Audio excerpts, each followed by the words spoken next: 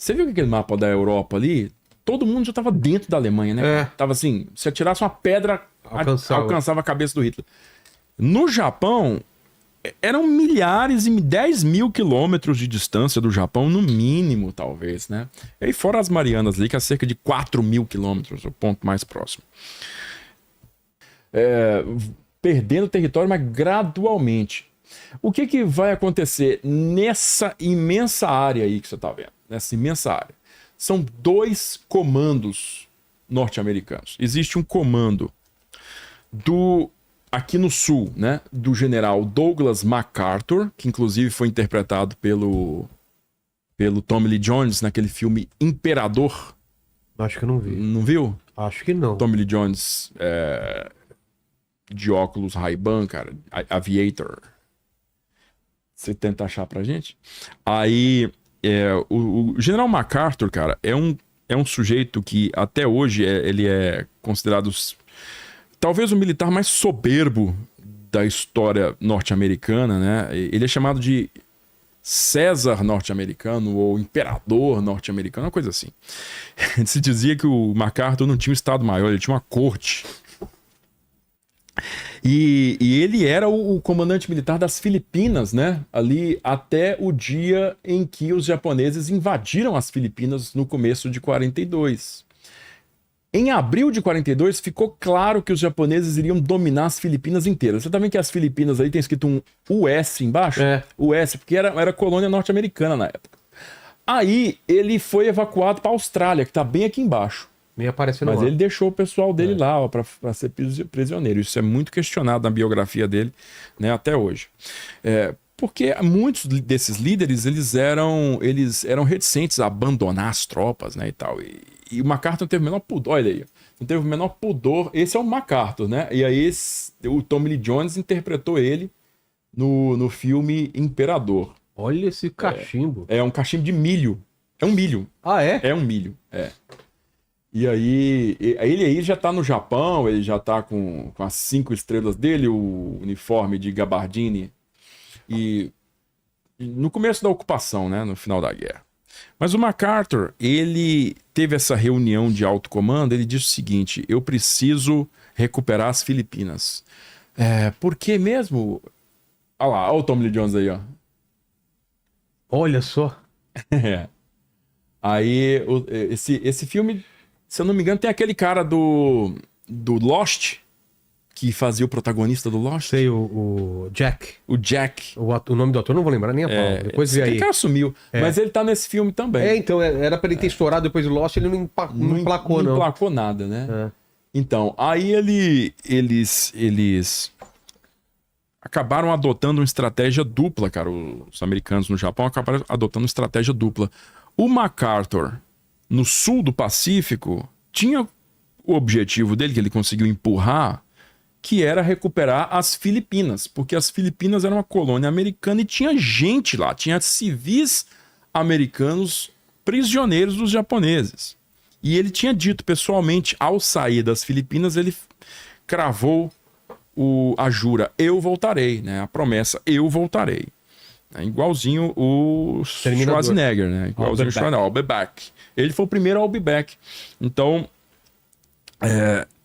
uma vez que ele tinha essa influência, tinha esse poder, ele conseguiu implementar essa estratégia de voltar para as Filipinas. Volta no mapa, por gentileza, Kratos. Só que é o seguinte, cara, olha onde fica as Filipinas ali, cara. E onde fica o Japão? É meio que não no mesmo sentido, né? É meio que distante. Pra caramba. E onde eram as bases norte-americanas, estavam ali, ó, nas Ilhas Salomão, mas também ali atrás, nas Ilhas Gilbert, né? Na Samoa norte-americana. Lá embaixo. E a Marinha dos Estados Unidos, ela, né, que era separada do Exército, MacArthur do Exército. A Marinha dos Estados Unidos pensou diferente. Quer saber? Eu não quero essa história de ficar caçando o objetivo secundário, não. Eu vou direto pro Japão. E aí a Marinha dos Estados Unidos, ela foi colocada sob comando do almirante Chester Nimitz, né? Chester é Chester mesmo, igual você fala o frango lá. E Nimitz é o nome dessa classe de porta-aviões norte-americana de hoje, né? A classe Nimitz. Então é justamente uma homenagem a esse cara. O Chester Nimitz, ele ele disse o seguinte, cara, nós vamos direto para o Japão e nós vamos implementar uma estratégia que chama Island Hopping, que é o salto pelas ilhas. Então, nós só vamos atacar aquelas ilhas que estão diretamente no nosso caminho e que vão nos dar algum tipo de vantagem para chegar no Japão. Todas as outras nós vamos ignorar. Mas que tipo de vantagem daria? Base logística. Ah, tá. Tipo, então eles começaram ali com as Ilhas Marshall, né? As Ilhas Gilbert e as Ilhas Marshall. Em novembro de 43, isso deu em Tarawa. Cara, ali deu um... Foi um massacre tão grande, foi um negócio tão horroroso. 4 dias, morreu muita gente de um lado. Morreu mais japonês ainda, que japonês não se rendia. E aí, em 44, o grande salto do Nimitz foi capturar, como eu te falei, ali no meio do mapa, as Ilhas Marianas. As Ilhas Marianas estão no meio do mapa, ali no meio do Pacífico. E das Ilhas Marianas, dava para bombardear o Japão. Do que? Dos navios? Dos aviões. Ah, tá. Era a distância para ir lá bombardear e voltar. Bombardear e voltar, justamente. Então, em Você junho... sabe mais ou menos quantos quilômetros tem? 4 mil, cerca de 4 mil. 3.500 por aí. Tá. 3.500, 4 mil.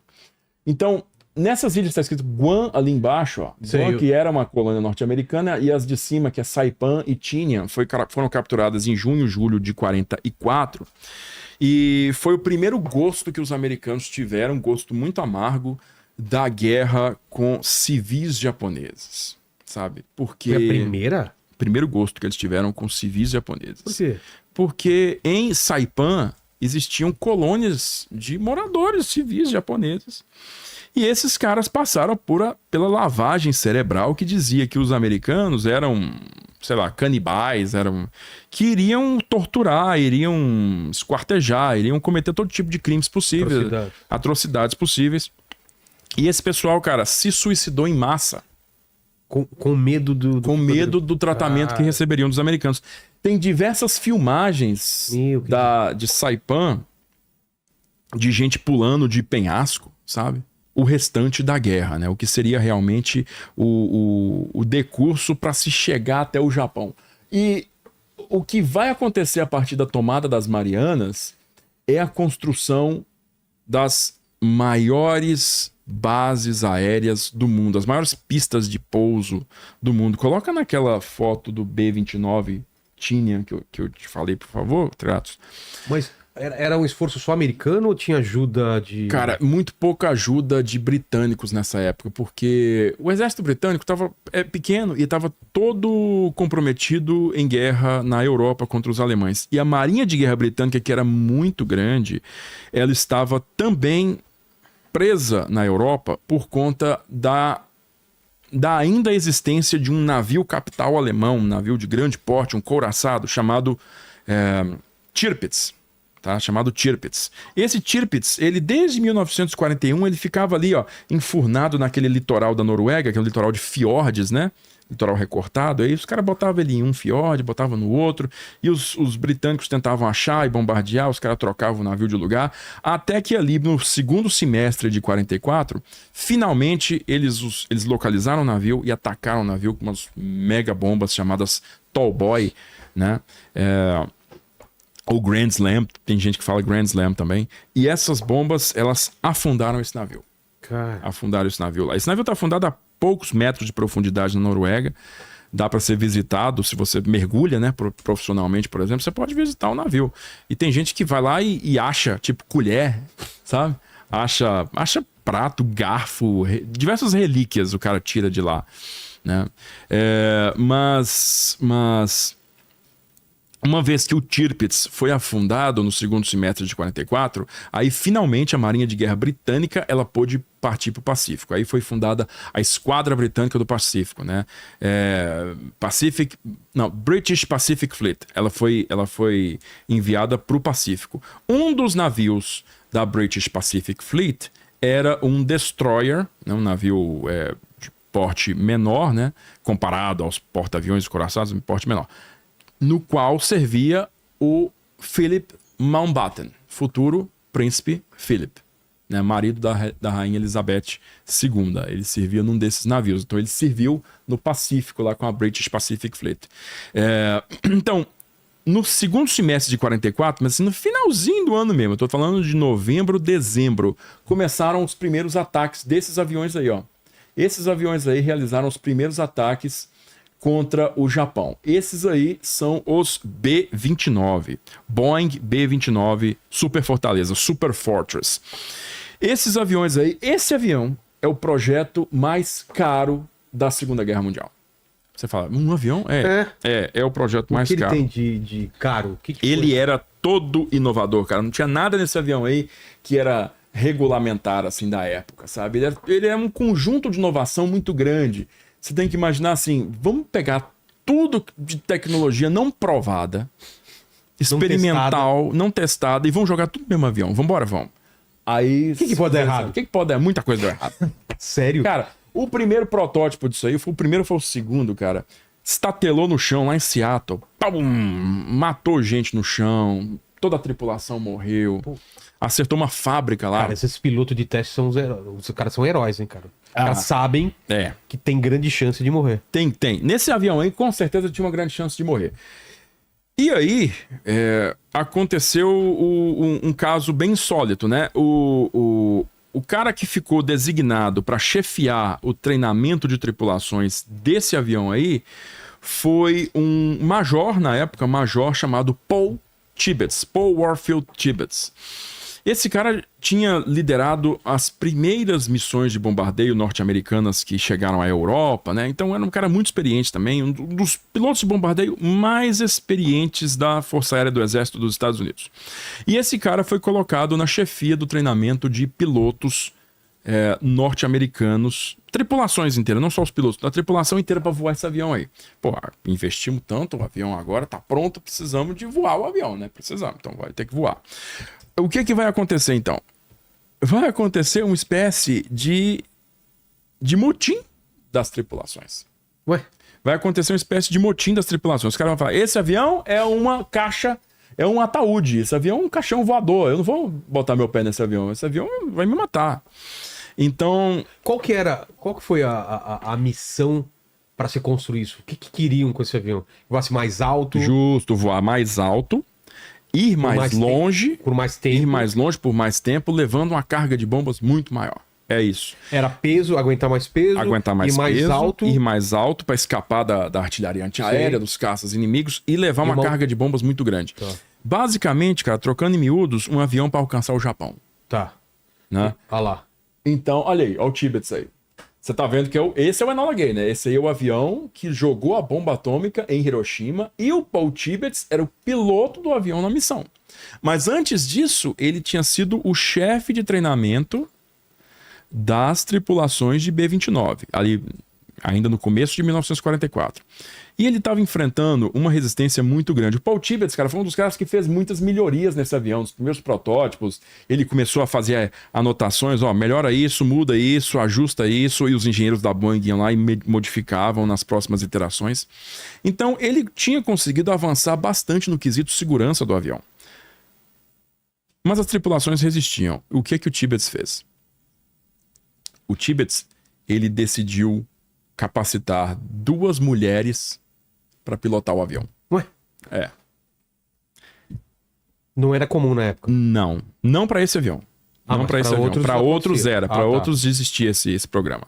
Ele capacitou 2 mulheres para pilotar esse avião. Ô, Kratos, tenta pesquisar aí, cara. B-29 Fifinella. Fifinella. Ele capacitou essas 2 moças e não avisou ninguém, chegou na base, exigiu que os caras ficassem informação, chegou um B-29, ninguém falou nada. O B-29 chegou, pousou, fez o taxiamento, parou na frente deles, e o avião desligou os motores, saiu 2 meninas lá de dentro. Aí os caras... Aí os caras falaram, não, aí não, né? Aí ele botou essas 2 mulheres, essas 2 moças, para poder fazer instrução desses caras durante um mês, um pouco. E depois disso os caras foram pegando o jeito no avião. Vamos ver se vai aparecer aí. Foram pegando o jeito no avião. Então, essas duas moças, elas foram instrumentais para poder jogar essas tripulações dentro desse avião, né? Uma vez que eles tinham muito medo da aeronave, né? Mas aí no segundo semestre de 1944, tudo se alinhou, as tripulações começaram a voar os aviões de forma mais segura e eles foram sendo transferidos lá para o Pacífico e foram bombardeando o Japão. Qual que é o problema, cara? Sempre, né? Sempre, quase bombas sempre. Normais. Bombas normais. A teoria se afasta muito. Aí, ó, São essas essas duas duas? moças aí, ó. Essas duas moças aí, justamente. Essas duas mulheres aí que eram as pilotos. Então o grande ponto era esse avião, ele foi elaborado, todos os requisitos dele, para seguir uma doutrina da Força Aérea do Exército dos Estados Unidos, que era muito otimista, que era extremamente otimista com as possibilidades dele. Tipo, esse negócio de voar extremamente alto, 10 mil metros, e lançar as bombas de lá, e lançar as bombas com precisão, porque os americanos tinham essa questão de lançar a bomba com precisão. Eles não queriam simplesmente atingir a cidade, queriam atingir o alvo dentro da cidade, a fábrica lá dentro da cidade, o quartel lá dentro da cidade. Só que uma vez que colocaram isso em prática, perceberam que a meteorologia japonesa guardava ali uma surpresinha muito pouco agradável para eles, chamada de corrente de jato, jet stream. E a jet stream era completamente desconhecida dos meteorologistas da época e eles tiveram uma surpresa muito grande com esse vento extremamente forte que simplesmente parava esses aviões no ar, cara. Imagina isso. Um vento contrário que consegue parar o avião no ar. Nossa. Né? Muitas vezes esse jet stream, inclusive, conseguia virar esses B-29. Virar o avião. Então, o que acontecia quando você tentava bombardear de 10 mil metros? Acontecia que a carga de bomba se dispersava numa área imensa, mas imensa. Ninguém acertava, era nada. Sabe? Então os caras estavam voando 3.500 km na perna de ida, 3.500 km na perna de volta e no final das contas não estavam acertando nada. Chega 1945. 1945 troca-se no dezembro de 44, ali troca-se o comando da Força de Bombardeio Estratégica para um outro oficial, né, um oficial chamado Curtis LeMay, e esse cara implementa uma série de mudanças para otimizar essa campanha de bombardeio. A principal mudança, ele abaixa a altitude de voo de 10 mil para 3 mil metros. Ele vai mudar o período do dia para a noite. Passa para a noite? Passa para a noite. Portanto, ele retira todo o armamento defensivo do avião, porque ele fala, à noite vocês vão se atingir, vocês vão trocar fogo. Vocês não estão vendo, vocês vão trocar fogo. Então é desnecessário vocês carregarem munição. Todo mundo fica, meu Deus.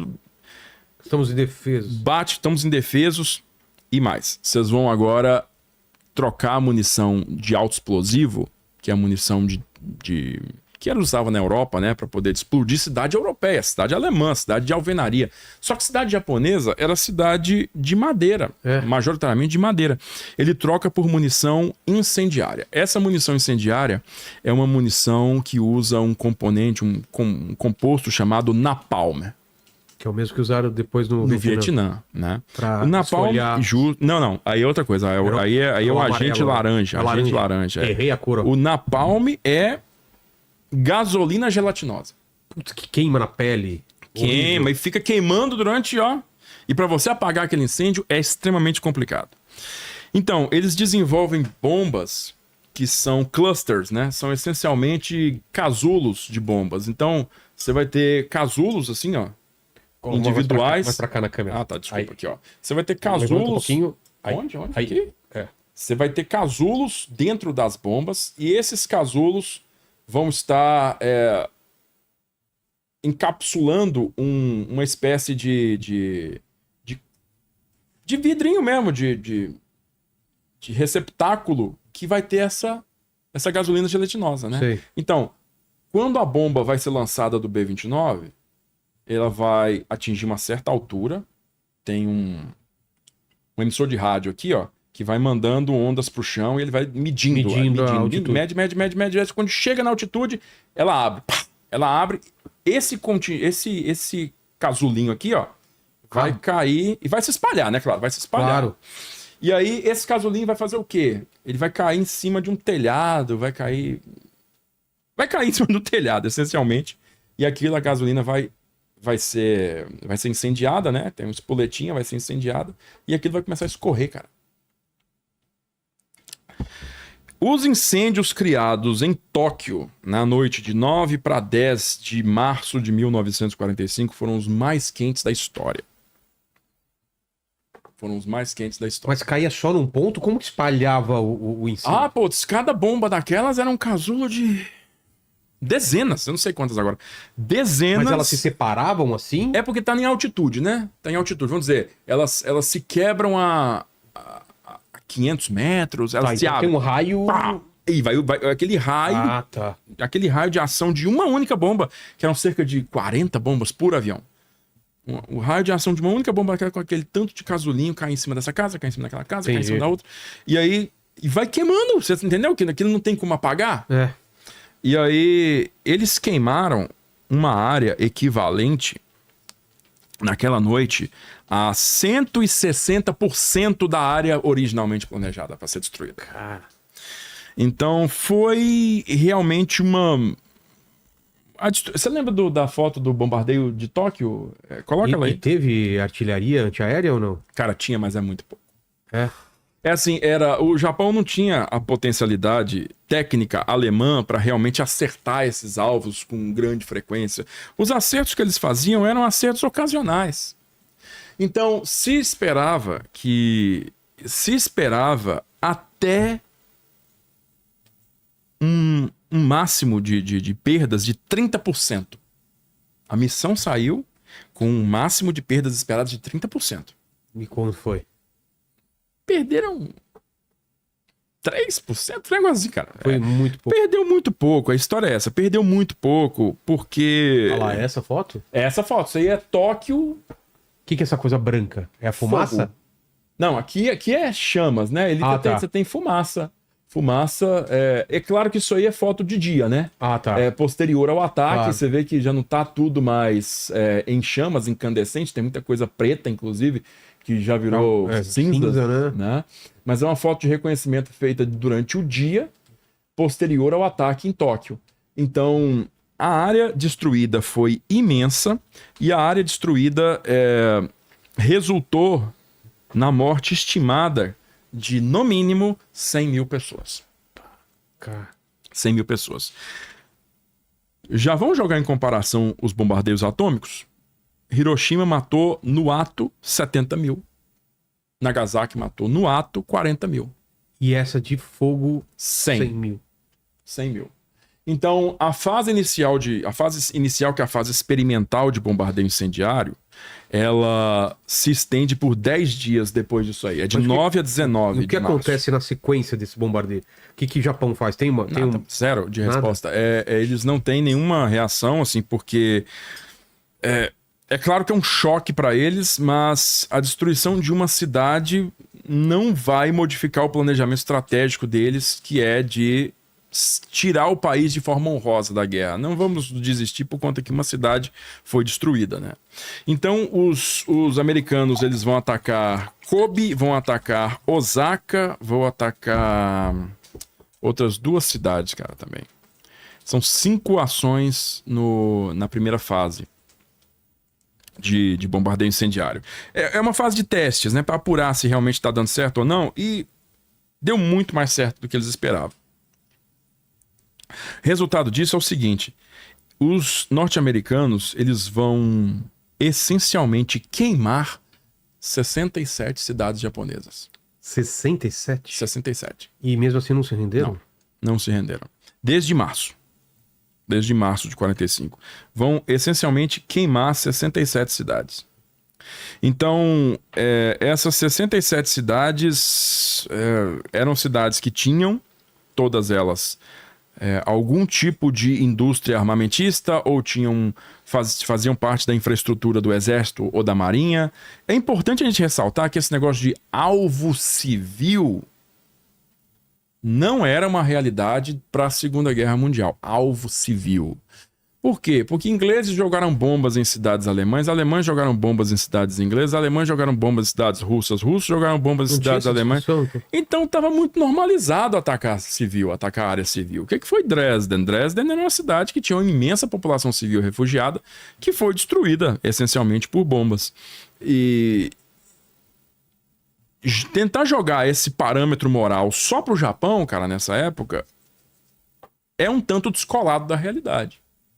Tá? Até porque, se você for sair, aí eu já tô falando especificamente dos alvos das bombas atômicas, né? Se você for sair do feijão com arroz, que você vai ler mais em panfleto do que realmente em livro de história, Hiroshima, Kokura, Nagasaki e Niigata, que eram as 4 cidades que estavam na lista de alvo das bombas atômicas, eram cidades que produziam armamentos para as Forças Armadas. Eram cidades que tinham fábricas de armamentos.